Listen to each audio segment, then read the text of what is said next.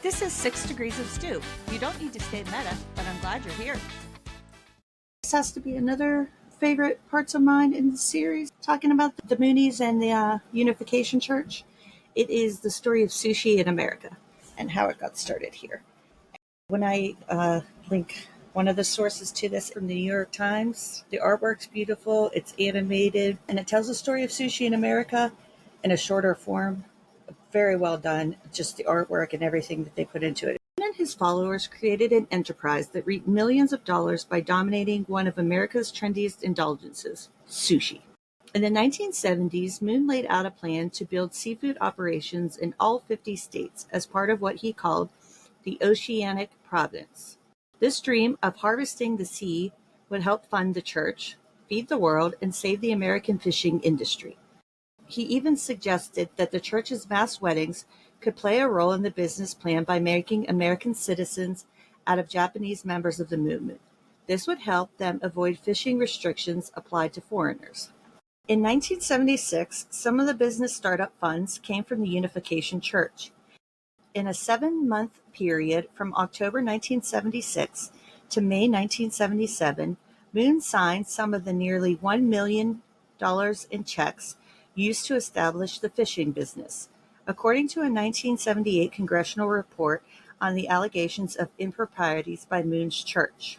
After acquiring an ailing boat-making operation, Master Marine, Moon and his followers turned their attention to establishing the next link in the network.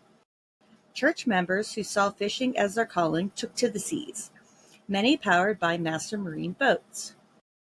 Moon's Ocean Church would bring together members and potential converts for 40-day tuna fishing trips every summer in 80 boats he bought for his new followers. Many of the tournaments took place off of the coast of Gloucester, Massachusetts. By no coincidence, one of the first homes to the church-affiliated seafood processing plant. Moon proudly declared in his Way of the Tuna speech that Gloucester is almost a Mooney town now. Quote from Moon: "I have the entire system worked out, starting with boat building," Moon said in The Way of the Tuna, a speech given in 1980. "After we build the boats, we catch the fish and process them for the market, and then have a distribution network.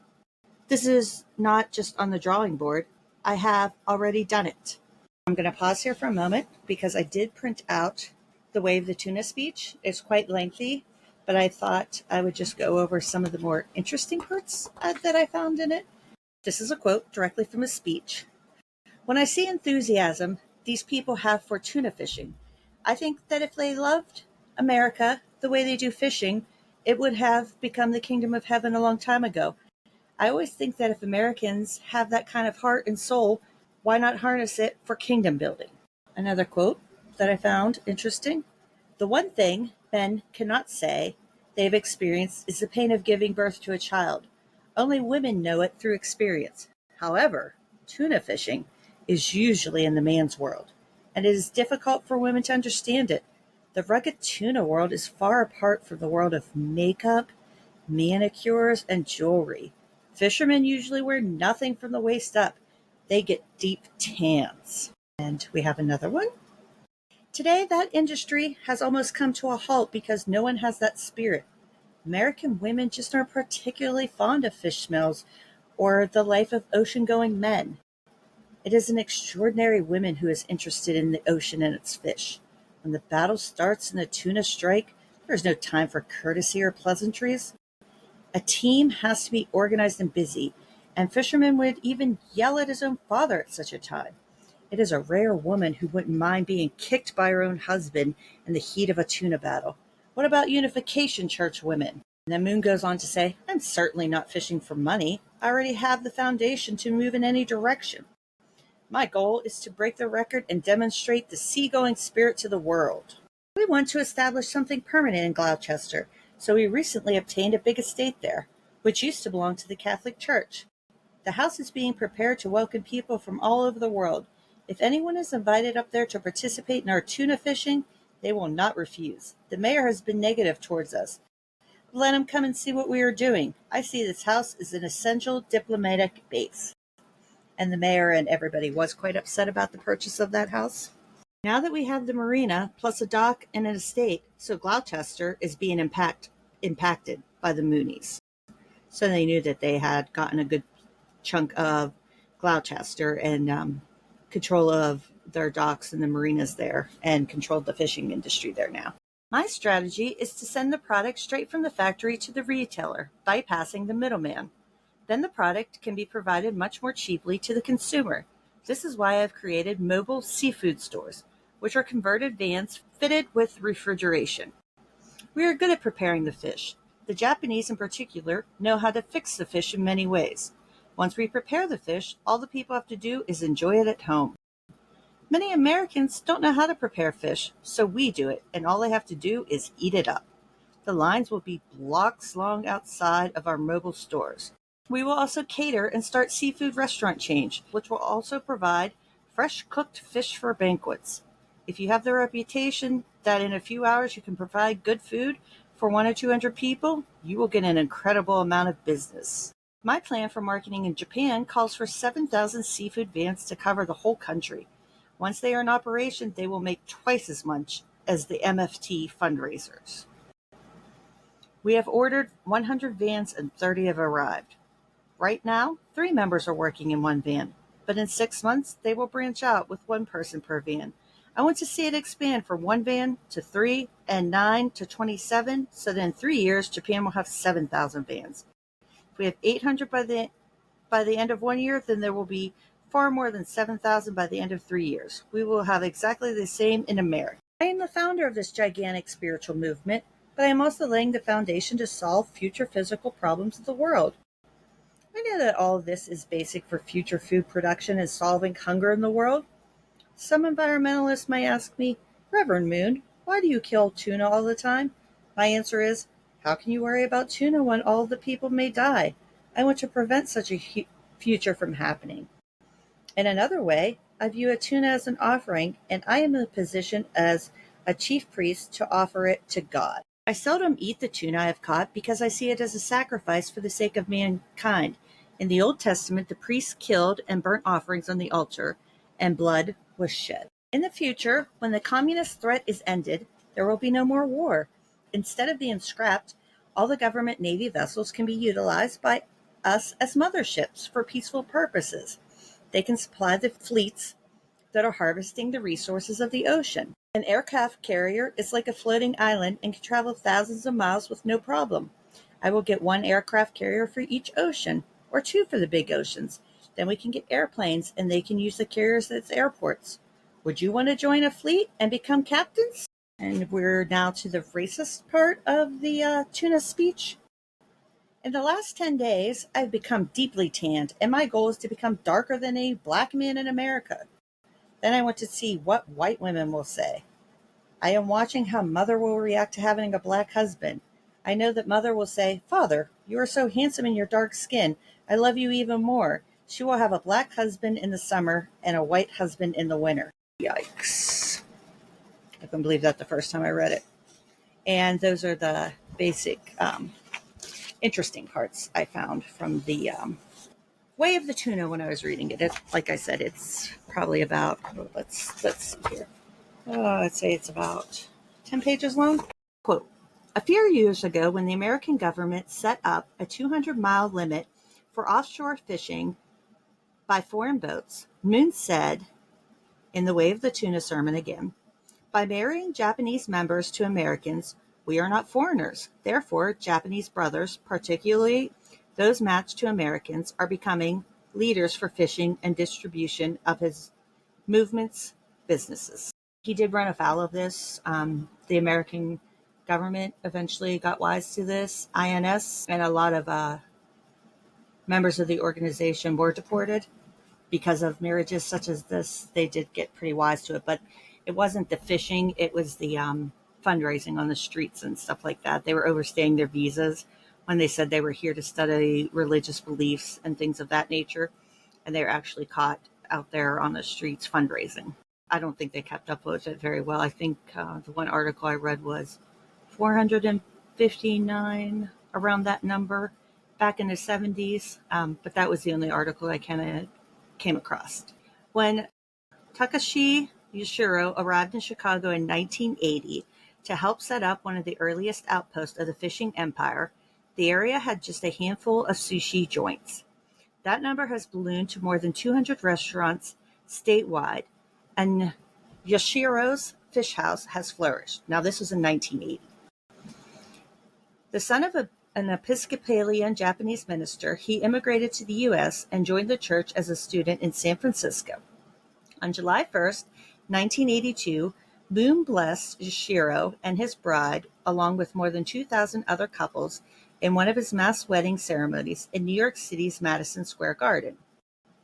The Rainbow Fish House that Yashiro and fellow church members founded on Chicago's Northwest Side has become not only the city's dominant sushi supplier, but also the nation's. The Fish House has become True World Foods, and that exists to this day, True World Foods, which buys so much tuna from around the world that it has 7 people in Chicago solely dedicated to sourcing and pricing the best grades. We're moving up to 2006, an article that I had read and sourced.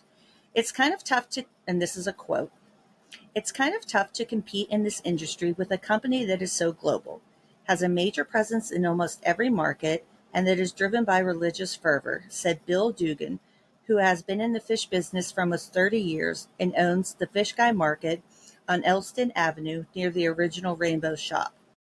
We should all be so blessed. Not all True World employees are church members. Tuna buyer Eddie Lynn recently left True World for Fortune Fish Company, a local rival. Lynn said his former workplace was not overtly religious, but he added that as a non-church member, he felt that his ability to advance was limited. Quote, "You can feel the difference between the way they see members and non-members," he said. While disputing such assertions, Yashiro noted that new employees, quote, "have to know the founder is the founder of the Unification Church. It's a very clear distinction between joining the church or not joining the church. There's no discrimination, but I think our culture is definitely based on our faith." And that's from 2006. Sushi's popularity had flowered enough by 1986 for Moon to gloat that Americans who once thought Japanese were, quote, "just like animals eating raw fish," were now paying a great deal of money eating at expensive sushi restaurants. He recommended that his flock open 1,000 restaurants in America. Adhering to a plan spelled out more than 3 decades ago in a series of sermons, members of his movement managed to integrate virtually every facet of the highly competitive seafood industry. The Moon Followers seafood operation is driven by a commercial powerhouse known as True World Group. It builds fleets of boats, runs dozens of distribution centers, and each day supplies most of the nation's estimated 9,000 sushi restaurants. Reverend Philip Schackner, a Unification spokesman, said the seafood businesses were not organizationally or legally connected to Moon's church, but were simply businesses founded by members of the Unification Church. Moon's Unification Church is organized under a tax-exempt nonprofit entity called the Holy Spirit Association for the Unification of World Christianity. The businesses are controlled by a separate nonprofit company called Unification Church International, Inc., or UCI. But links between Moon's religious organization and the fish businesses are spelled out in court and government records, as well as in statements by Moon and his top church officials. For one thing, Moon personally devised the seafood strategy, helped fund it at its outset, and served as director of one of its earliest companies. The seafood ventures have created a profit-making infrastructure that will last and help support the church after Moon is gone, which he has passed. A portion of True World's profits makes its way to the church through the layers of parent corporations. Yashiro said, adding, quote, "We live to serve others, and this is how we serve, by building a strong business." Much of the foundation for that success has its roots in Chicago. True World's Foods, Yashiro's wholesale fish distribution business, spawned near Lawrence and Elston Avenues, now operates from a 30,000 square foot complex in Elk Grove Village.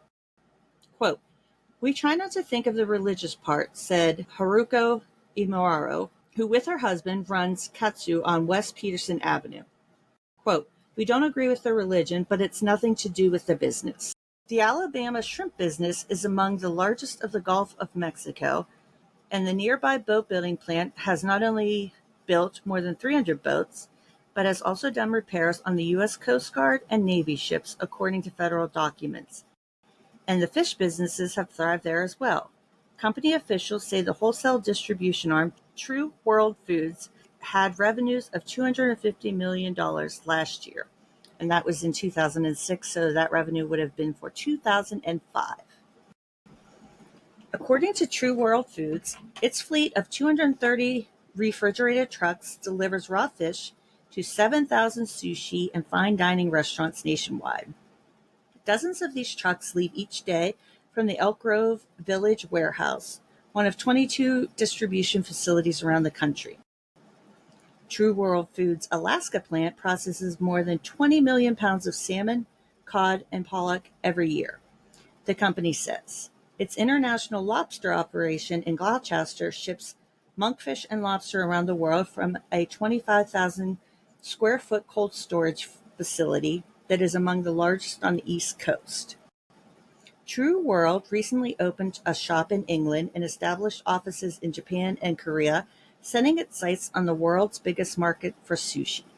They have had 2 reports that I found that were not good. In June 2001, True World Foods, Kodiak, Alaska, their fish processing company, pled guilty to a federal felony for accepting a load of pollock that exceeded the boat's 300,000-pound trip limit. The firm was fined $150,000 and put on probation for 5 years under a plea agreement with prosecutors.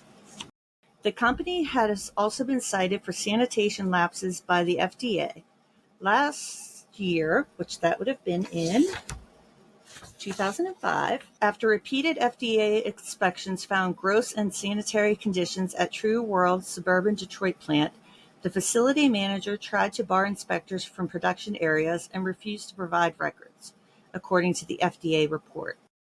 The plant manager told the inspectors that his True World supervisor was, quote, a great man, that he was part of a new religion, and that if we took advantage of him, then God help you. Later, according to the FDA report, an employee wearing a ski mask approached one female inspector, put his thumb and forehead in the shape of a gun, pointed at her, and said, quote, you're out of uniform. Pow.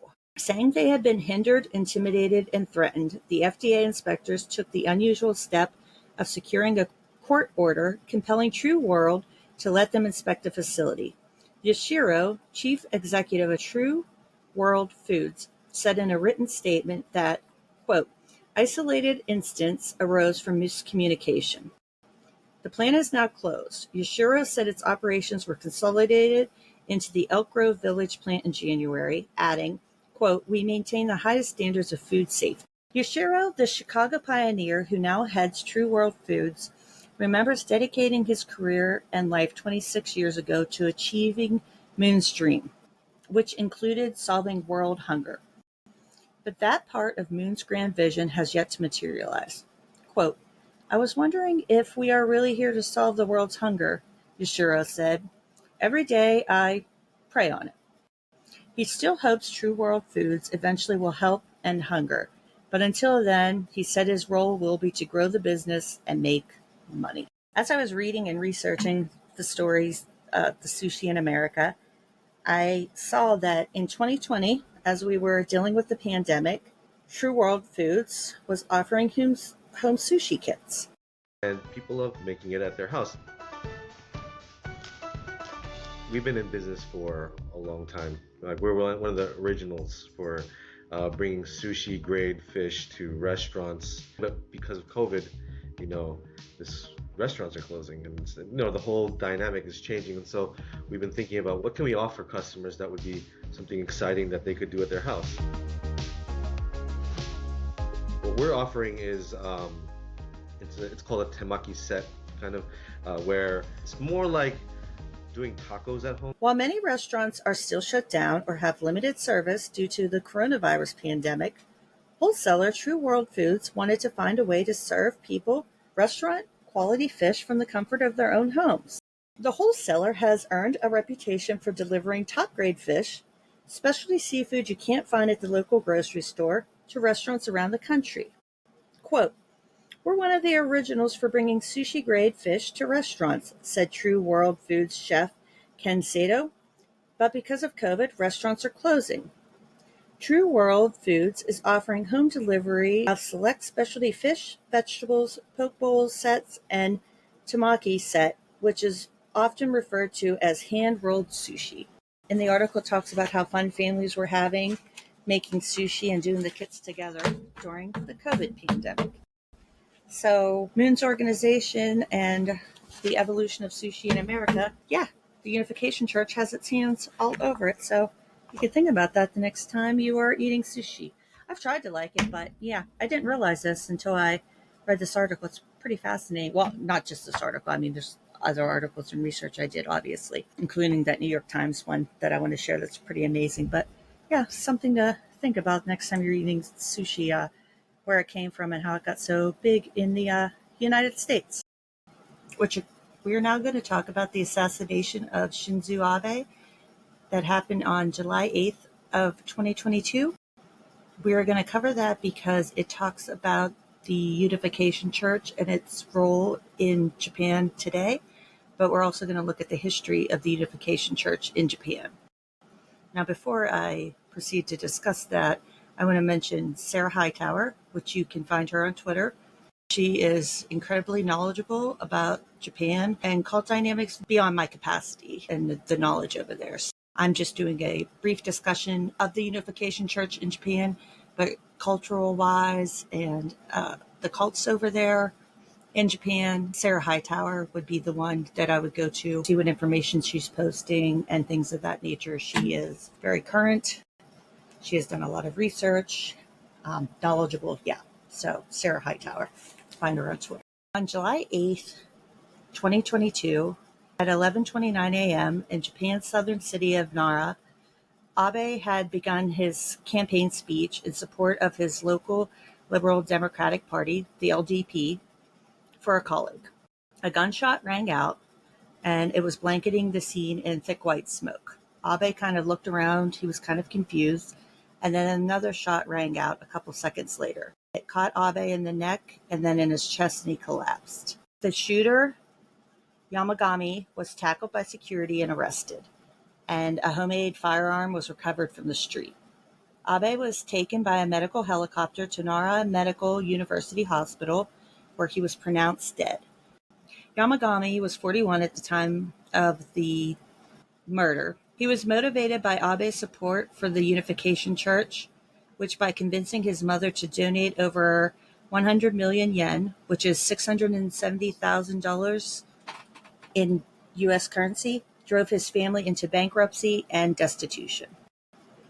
In the months following Abe's assassination, an internal investigation revealed that half of the LDP lawmakers had ties to the church, prompting a slew of resignations from the highest levels of the Japanese government. Moon cast himself as the perfect Adam, and Korea was then the Adam Nation. Japan, meanwhile, was cast as the Eve Nation, which was required to pay for the sins committed during the nation's 1910 to 1945 colonial rule of the Korean Peninsula. Quote, "They believe all assets of the Japanese have to be returned to Korea," says Takashi Yamaguchi, a lawyer who has represented many former church members in Japan. "That is the way to salvation." An estimated 70% of the church's worldwide funding comes from Japan. In addition to aggressively soliciting donations, it sells overpriced psychic ginseng tea and marble vases that supposedly appease ancestral spirits.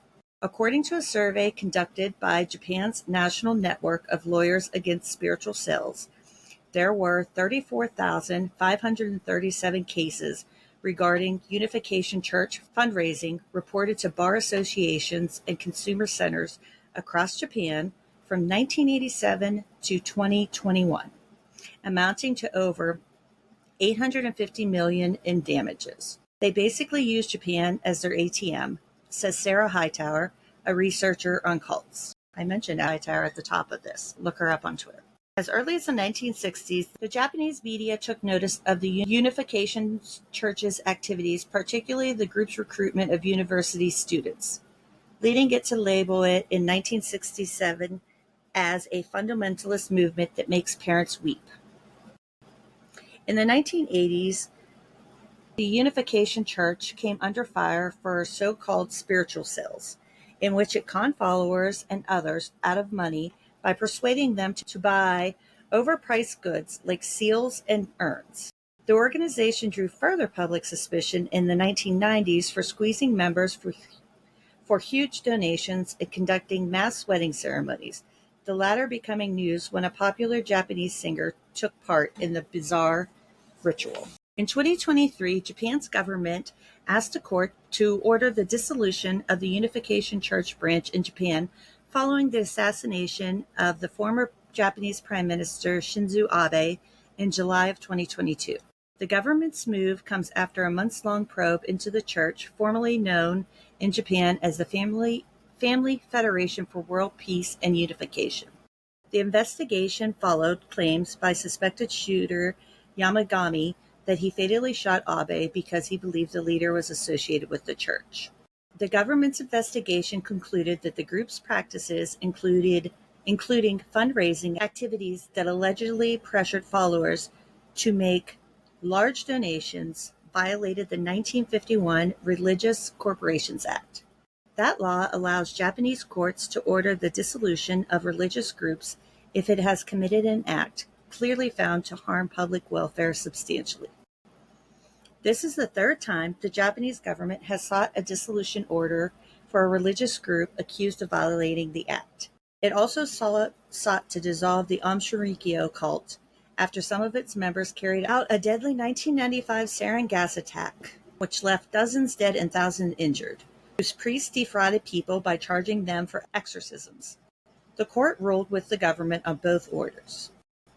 The Unification Church of Japan has repeatedly denied any wrongdoing, pledging reform and labeling the news coverage against it as biased and fake. If disbanded, the Unification Church, founded by Moon in South Korea in 1954, would lose its status as a religious corporation in Japan and be deprived of tax benefits. However, it could still operate as a corporate entity. Some experts have argued that in order to disband the group completely could take years to process and could even risk pushing the entity's activities underground.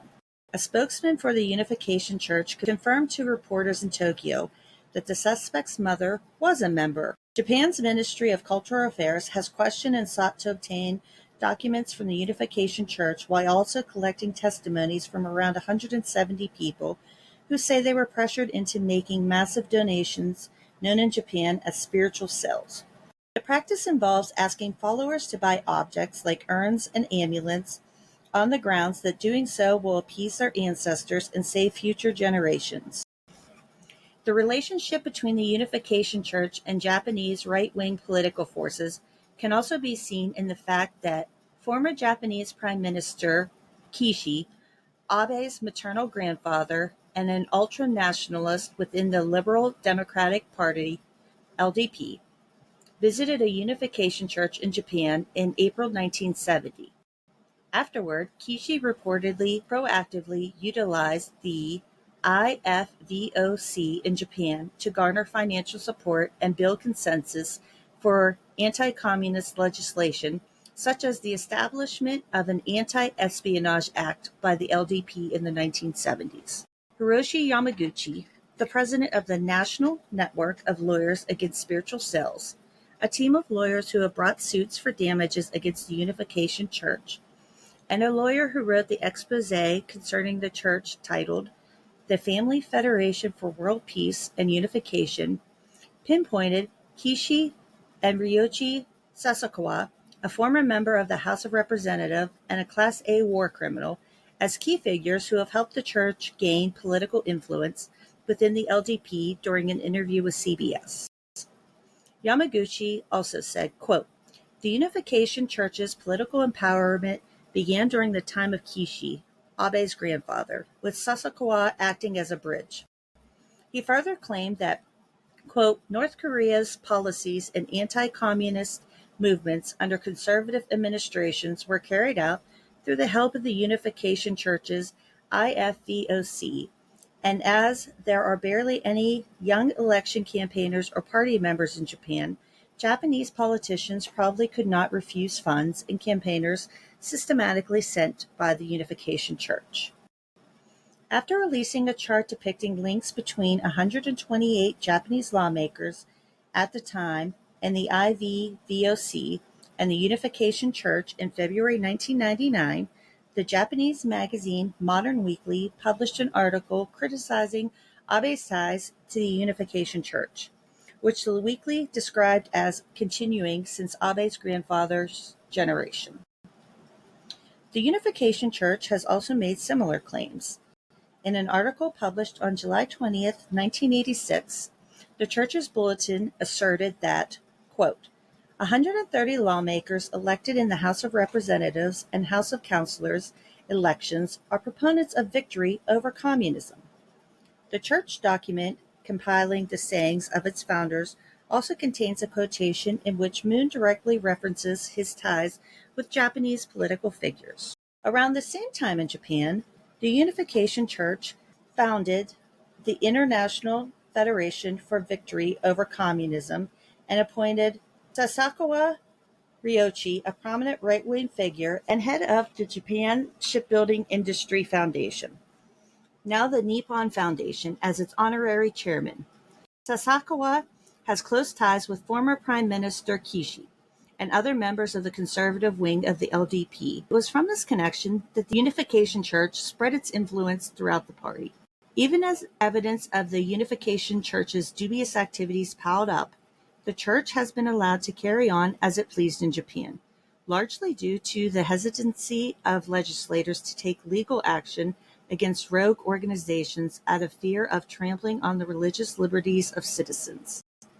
This has worked to the advantage of the Unification Church, shielding it from government-imposed restrictions and allowing it to further expand the scope of its operations.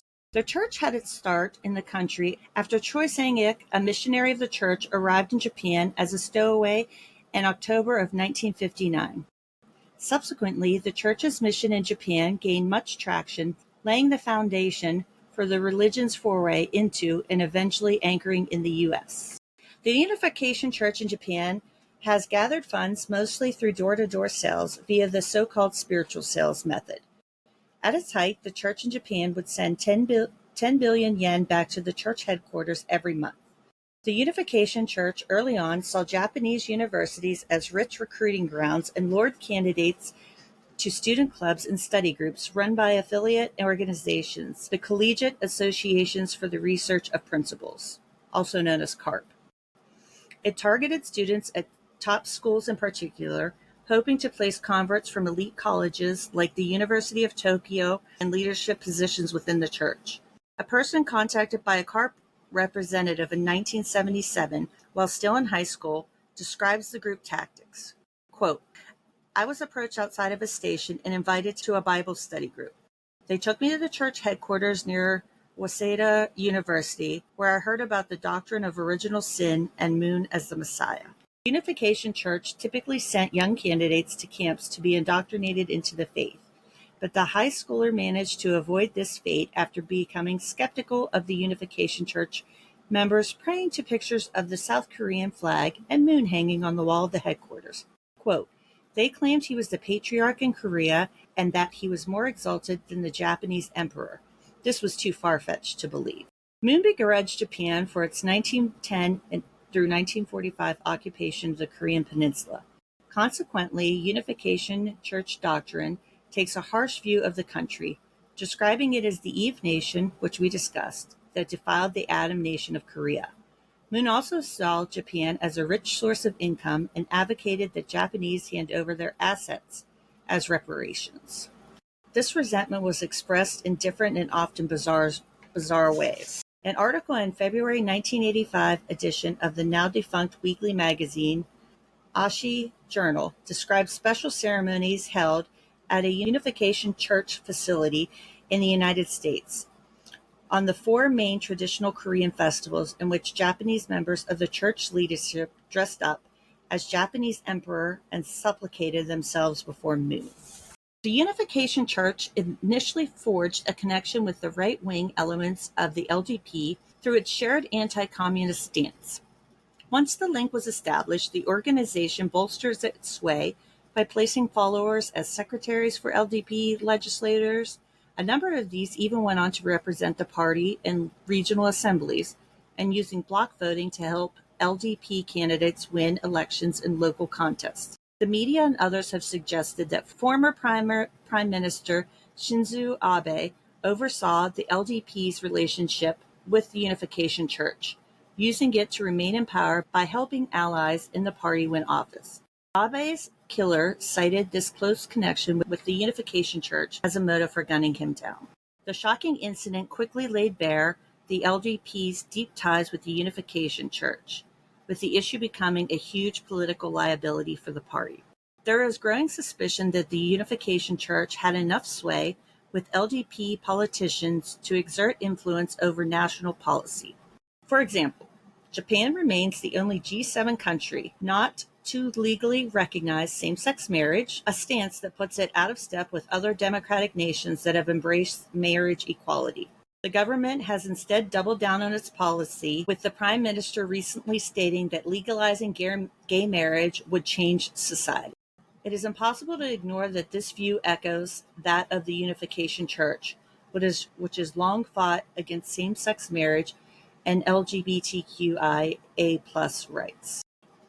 Reports have even emerged that Unification Church-affiliated groups asked LDP members to promise to, quote, take a cautious stance on the issue amid a largest campaign to persuade legislators to agree to policies embraced by the church.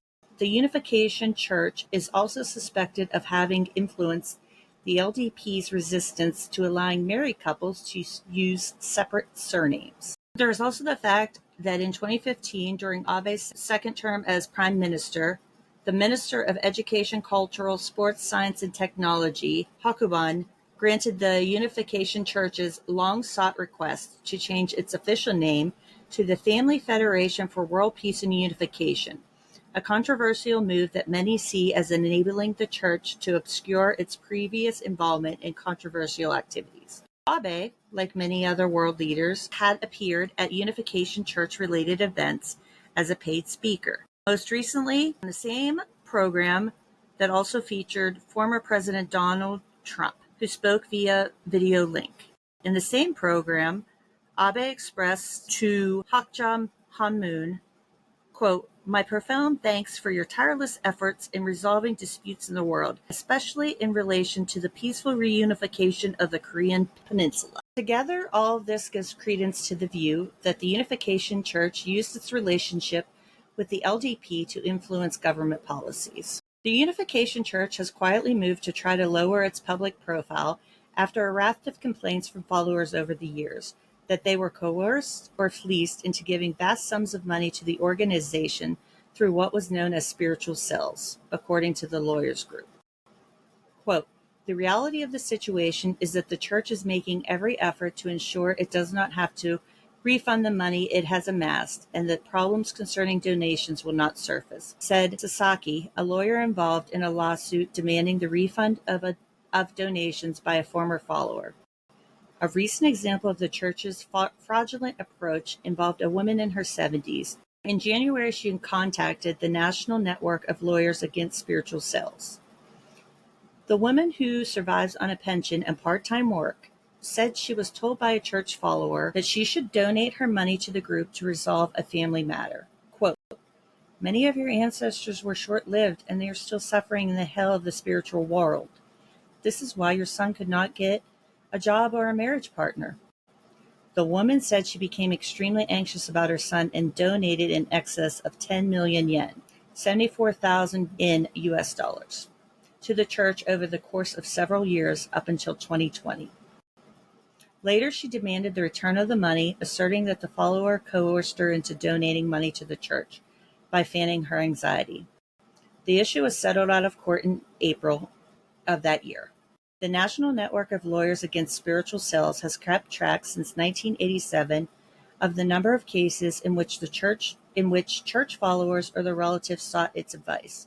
Those cases can be broken down into 14 categories depending on the content of grievances. The data showed that in some years, more than 2,000 cases were taken to the network annually between the 1980s and 1990s. Yamaguchi, speaking on behalf of the network, said it had become more difficult to expose shady practices due to a shift in the way the church gathers funds. Quote, "The church has changed from spiritual sales, which leaves a footprint, to enforcing followers to donate large sums of money. A key reason for this," network representatives said, "is the existence of a statement of mutual agreement between the church and former followers. This requires that the latter give up their right to demand the return of money." A woman said her total donations from 2013 to 2015, when she left the church, surpassed 6 million yen. She filed a lawsuit against the church demanding the return of all of her money. A court ruled the agreement is invalid, as it runs counter to public order and decency. The court concluded the woman was forced to sign and affix her seal to the church document that waived her right to claim the money without an explanation.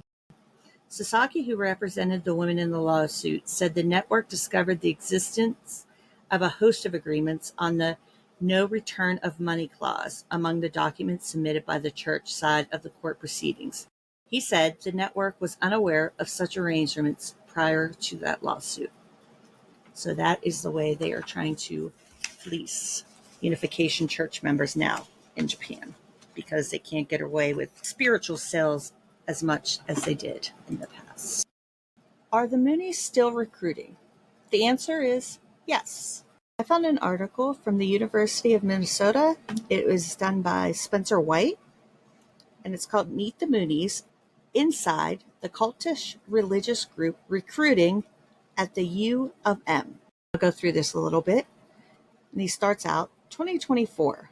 Walking across the University of Minnesota campus one morning, this past February, I was stopped and asked a series of jarring questions. What is the cause of human suffering? Where does evil come from? Does God exist? What is the purpose of life? And perhaps most troubling, how can we create true relationships? I was hardly awake. I'd barely made it through a media law lecture with my consciousness intact. Tomoko Taria, the woman who had conducted this existential interview, told me the answer to all of these questions, as well as some bonus ones, lay with the teachings of the Unification Church, otherwise known as the Moonies. So why would she keep standing outside of Murphy Hall on a random winter morning, conversing with sleep-deprived degenerates such as myself? It turns out Moonies like Tara seek out new members, not just in South Korea, but across dozens of countries throughout greater Minnesota and even on a college campus near you. Quote, "The key thing is to bring all religions together," she said.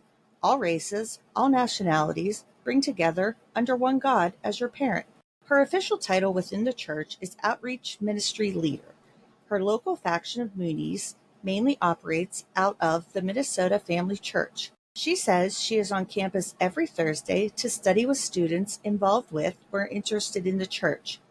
On days when there's nobody specific to meet with, she stands outside of campus buildings to talk to students about the church. Samuel Forlines, 21, a second-year student at the University of Minnesota, says he was first introduced to the church in the fall of 2022.